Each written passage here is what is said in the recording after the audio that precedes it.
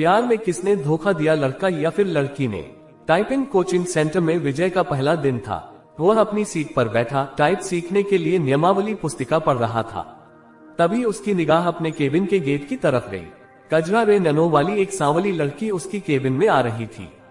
लड़की उसकी बगल वाली सीट पर आकर बैठ गई, टाइपराइटर को ठीक किया और टाइप करने में मशगूल हो गई। विजय का मन टाइप करने में नहीं लगा। वह किसी भी हालत में लड़की से बातें करना चाह रहा था। वह टाइपराइटर पर कागज लगाकर बैठ गया और लड़की को देखने लगा। लड़की की अंगुलियां टाइपराइटर के कीबोर्ड पर ऐसे पड़ रही थी जैसे हारमोनियम बजा रही हो। थोड़ी देर बाद लड़की गुस्से से बोली, क्या देख रहे हो? लड़के ने कहा, आपको टाइप करते हुए देख रहा हूँ। फिर लड़की ने पूछा, यहाँ क्या करने आए हो? तब लड़के ने जवाब दिया, टाइप सीखने। लड़की ने कहा, ऐसे ही सीखोगे? लड़की के स्वर में तल्खी बरकरार थी। तब लड़का बोला, मेरा आज पहला दिन है, इसलिए मेरी समझ में कुछ नहीं आ रहा है। आप टाइप कर रही थी तो मैं देखने लगा कि आपकी अंगुलियां कैसे पड़ती हैं। कीबोर्ड पर आपको टाइप करते देखकर लगा मैं भी सीख जाऊंगा। तब उसने कहा, यदि इसी तरह मुझे ही देखते रहे तो आपकी यह मनोकामना कभी पूरी नहीं होगी। लड़की फिर टाइप करने में जुट गई। विजय भी कीबोर्ड देखकर टाइप करने लगा। टाइप करने में उसका मन नहीं लग रहा था। वह बेचैनी सी महसूस कर रहा था। 10 मिनट बाद ही उसने टाइपराइटर का रिबन फंसा दिया। तब लड़की ने कहा, रिबन तो फंसेगा ही जब ध्यान कहीं और होगा। लड़की उसके टाइपराइटर को थोड़ा अपनी ओर खींचकर रिबन ठीक करने लगी। इसी बीच रिबन नीचे गिर गया।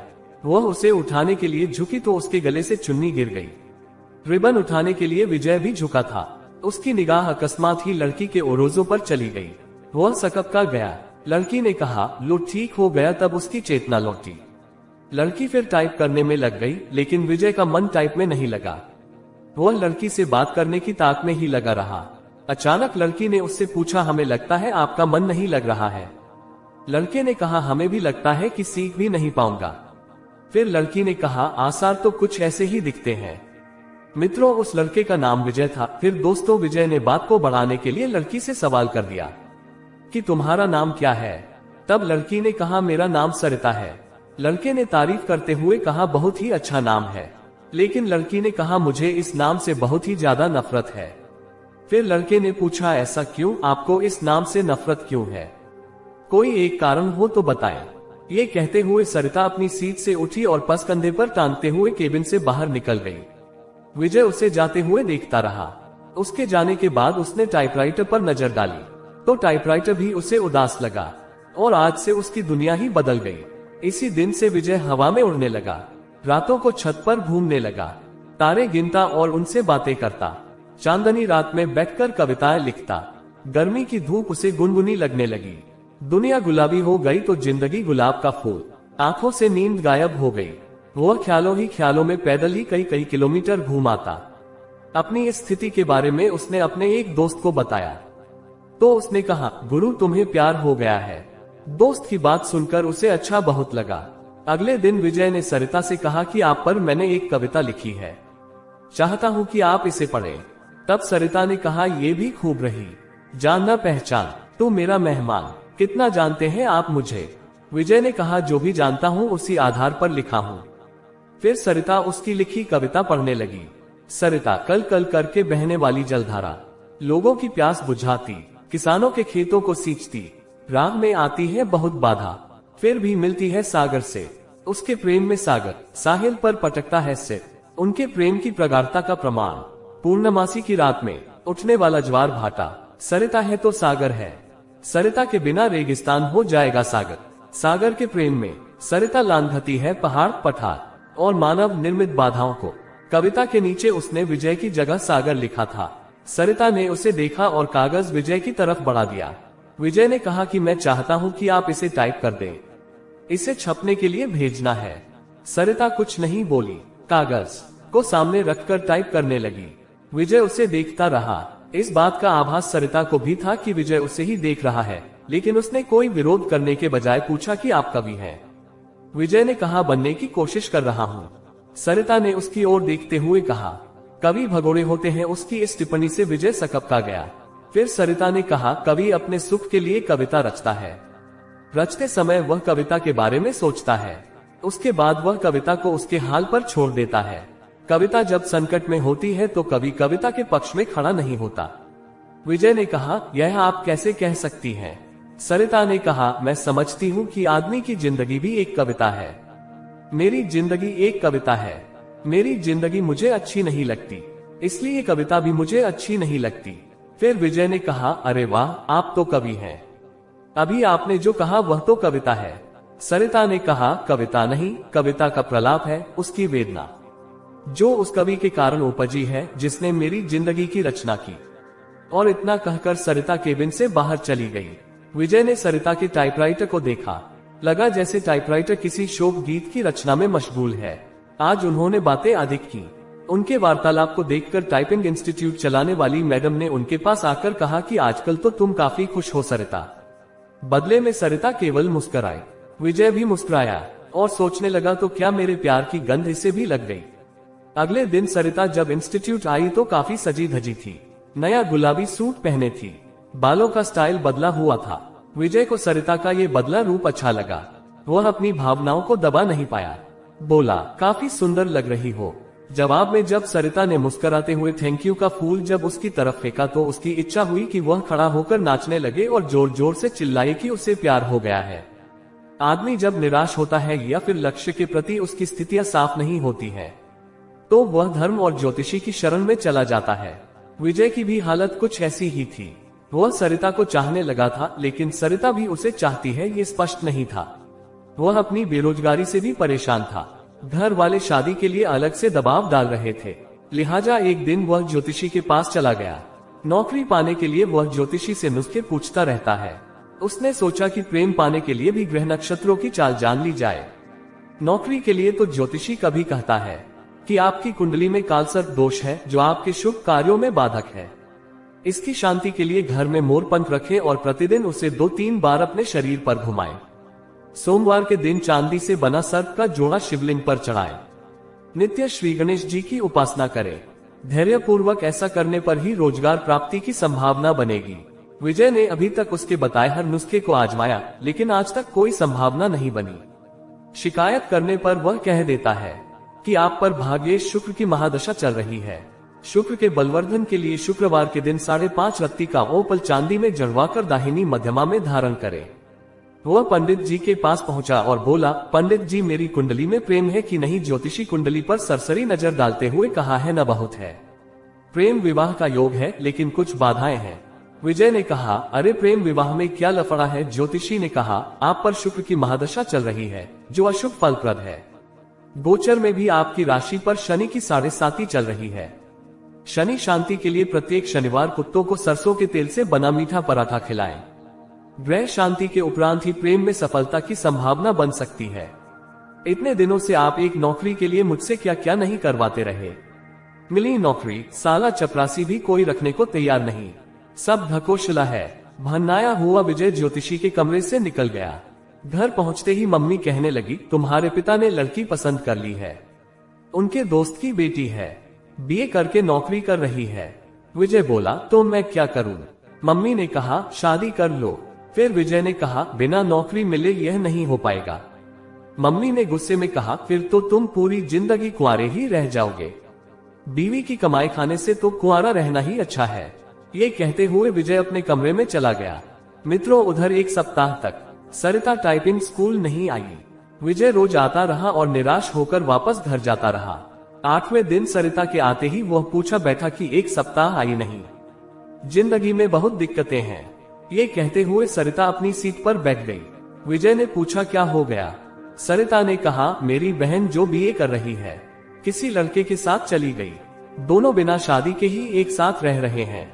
विजय ने पूछा, उन्होंने ऐसा क्यों किया? सरिता ने कहा, उसका कहना है कि यदि वह ऐसा न करती तो उसकी शादी ही नहीं हो पाती।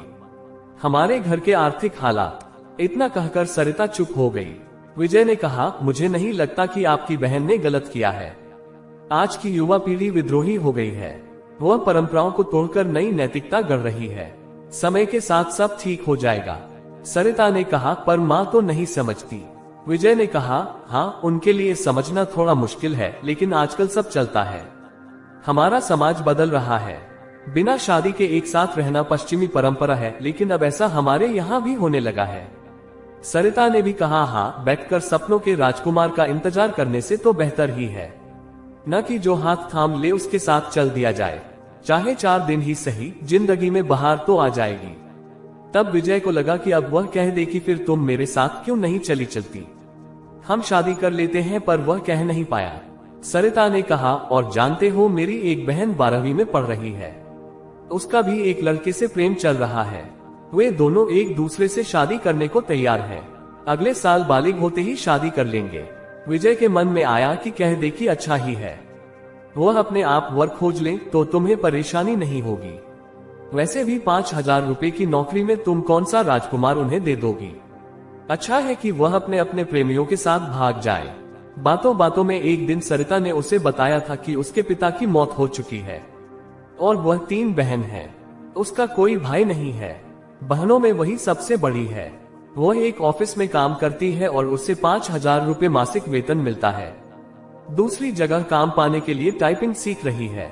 विजय को अपने एक दोस्त के साथ घटी ऐसी ही घटना की याद आ गई।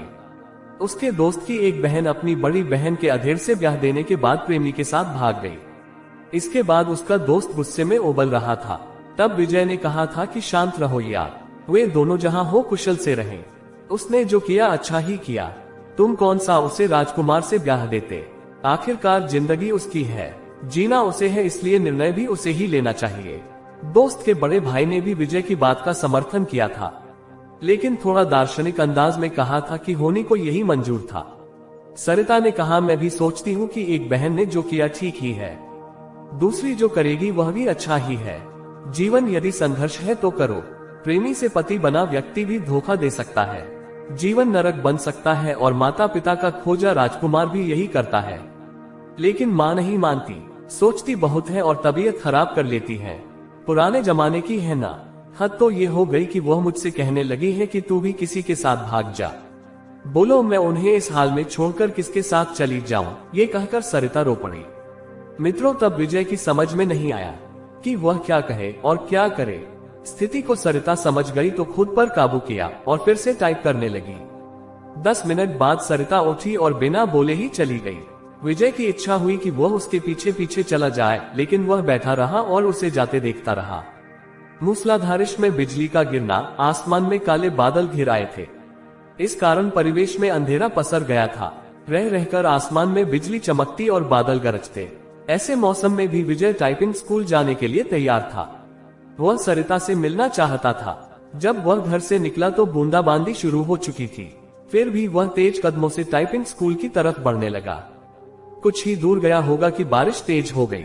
सड़क पर चल रहे लोग भागकर किसी छांव में खड़े हो गए, पर वह अपनी मस्ती में भीगता हुआ चलता रहा। इंस्टीट्यूट पहुंचकर उसे पता चला कि सरिता नहीं आई है। मैडम ने विजय से कहा, इतनी बारिश में आने की क्या जरूरत थी। विजय ने कहा, आप नहीं समझेंगी। फिर मैडम ने कहा, मैं सब समझती हूँ, लेकिन अब सरिता यहाँ कभी नहीं आएगी। तब विजय ने कहा, क्यों, आपको कैसे पता। मैडम ने कहा, उसका फोन आया था, उसने कहा कि यदि आप आओ तो बता दूं, वह कभी नहीं आएगी। तब विजय की आवाज किसी कुएं में से आती लगी। विजय टाइपिंग स्कूल से बाहर आया। बाहर मूसलाधार बारिश हो रही थी। जैसे ही उसने नीचे की ओर कदम रखा, जोर से बिजली चमकी और बादल गरजने लगा। विजय संज्ञा शून्य सा भीगता हुआ घर की तरफ चल पड़ा। उसने सोचा कि वह सरिता के घर जाएगा, लेकिन उसके घर का पता तो मैडम दे सकती है। ये सोचकर वापस पलटा, लेकिन तब तक टाइपिंग स्कूल बंद हो चुका था। भीगते हुए वह घर पहुंचा। तब तक उसका शरीर बुखार से तपने लगा। लगभग 15 दिन वह चारपाई पर पड़ा रहा। जब कुछ ठीक हुआ तो 20वें दिन टाइपिंग स्कूल पहुंचा। मैडम नहीं मिली। ये सिलसिला 15 दिनों तक चला। 16वें दिन उसे मैडम मिली। उसे देखते ही बोल पड़ी कि काफी कमजोर हो गए हो। उस दिन बारिश में भीगा तो बीमार हो गया। विजय ने मैडम से सरिता के घर का पता मांगा तो उसने एक कागज पर लिखा और विजय को थमा दिया। मैडम को धन्यवाद बोलकर विजय चल पड़ा। वह आज ही सरिता से मिलना चाहता था। जब वह मैडम के दिए पते पर पहुंचा तो वहां ताला लगा था। पड़ोसियों से पूछने पर पता चला कि सरिता यहीं रहती थी, लेकिन अब मकान बेचकर चली गई है। कई लोगों से पूछने के बाद भी विजय को उसका नया पता नहीं मिला। निराश होकर वह घर लौट आया। सरिता के इस व्यवहार से उसे काफी धक्का लगा। उसे कुछ समझ नहीं आ रहा था कि सरिता ने ऐसा क्यों किया। वह सरिता की याद में कविताएं लिखने लगा। एक दिन उसने एक सपना देखा और उसके भावों को कविता के रूप में कागज पर लिखा। सरिता जो निकली अपने उद्गम स्थल से, सागर की चाह में चली द्रुतागति से। सामने आ गया पहाड़, टकराने के बाद बदल लिया अपना मार्ग। मार्ग था लंबा, पहाड़ों की श्रृंखला थी, पठार और पथरीली जमीन भी। आदमी भी खड़ा था फावड़ा लिए, बांध बनाने को तत्पर, खेत सींचने के लिए, चाहिए उसे पानी पीने के लिए भी। बिजली भी तो चाहिए, घर रोशन करने के लिए, कारखाने चलाने के लिए, कारखानों के कचरे को बहाने के लिए भी चाहिए उसे नदी। प्रकृति से लड़ते नहीं थकी वह, बहती रही अविरल, दिल में सागर से मिलने की चाह लिए। भारी पड़ा प्यार अवरोधों पर, पहुंच गई वह साहिल पर, लेकिन मानव ने बना बांध, रोक दी उसकी धारा। कारखानों की गंदगी उड़ेल सड़ा दिया उसकी आत्मा को, अपने आंसुओं से धोती रह वह अपना बदन। निर्मलता से मिलना चाहती थी सागर से, विकास उन्मादी मानव ने रौंद दिया उसकी आत्मा को। जिंदा लाश हो गई वह, उसके लिए तड़पता है सागर, साहिल पर पटकता है अपने सिर को। उसने तो दम तोड़ दिया मानव के विकास में। सागर भेजता है बादलों को उसे पुनर्जीवित करने के लिए। वह जानता है बेवफा नहीं है वह, सच्चा है उसका प्यार, कैद है वह मानव के विकास में। बरसते हैं बादल, उफनती है नदी, मानव को दिखाती है अपना विकराल रूप। मिलते ही प्यार की ताकत, तबाह कर देना चाहती है वह मानव सृष्टि को। बदला लेना उसकी प्रकृति नहीं, भागती है तेज गति से सागर की ओर। बाहें फैलाए स्वागत करता है सागर, बताना चाहती है अपने कष्टों को वह, लेकिन कुछ भी नहीं जानना चाहता सागर। जानता है वह मानव स्वभाव को, उसका भी तो पाला पड़ा है इस स्वार्थी प्राणी से। विजय की इस कविता को पत्रिका में छपे 1 माह से अधिक हो गया है, लेकिन उसके पास इस बार भी अब तक सरिता का कोई पत्र या फोन नहीं आया है। उसे उम्मीद है कि एक न एक दिन सरिता उससे संपर्क जरूर करेगी। जब से वह कविता प्रकाशित हुई है तब से वह फोन की प्रत्येक घंटी पर चौंक जाता है। यही नहीं, हर रोज पोस्टमैन का बेसब्री से इंतजार करता है, और जब उसके आने का समय खत्म हो जाता है तो वह उदासी के समुद्र में डूब जाता है। दोस्तों, इस कहानी में किसने सही किया किसने गलत किया, एक बार कमेंट में जरूर बताना। मित्रों, प्रेम से बोलो राधे राधे। मेरे प्यारे भाइयों, बहनों और मित्रों, प्लीज वीडियो को लाइक करके मेरे चैनल को सब्सक्राइब जरूर कर देना, और वीडियो में लास्ट तक बने रहने के लिए आपका तहे दिल से धन्यवाद।